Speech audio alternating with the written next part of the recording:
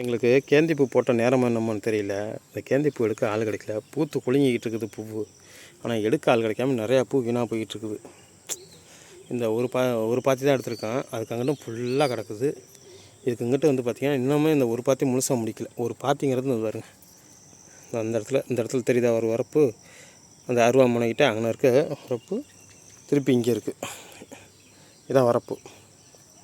இது ஃபுல்லாக இப்படி போகும் வரப்பு. அந்த பாப்பா நிற்கிறது தான் வரப்பில் நிற்கிது.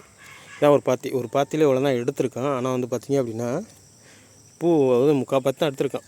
எடுக்க ஆள் கிடைக்காம என் பொண்ணையும் எங்கள் வீட்டுக்காரமே வச்சு நான் எடுத்துக்கிட்டு இருக்கேன். பாப்பா அங்கேயே இங்கே திரும்பியா? சரி, பள்ளியிடம் போயிட்டு வந்து எடுத்துக்கிட்டு இருக்கு. மணி இப்போ 6:45 ஆகுது.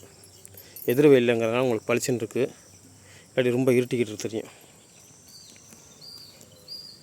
பூ பூராமே பூத்து குலுங்கிட்டு எடுக்கிற சூழ்நிலை இருக்குது. ஆனால் எடுக்க ஆள் கிடைக்கல. நானும் ஆளுங்களுக்கு அலைஞ்சு பார்த்தேன், கிடைக்கல. நிறைய பேர் சொல்லிட்டுருங்க, நாங்கள் புருஷன் பொண்டாட்டி 2 பேருமே 100 கிலோ 150 கிலோ எடுத்துருவோம்ட்டு. ஆனால் எங்களால் எடுக்க முடியல.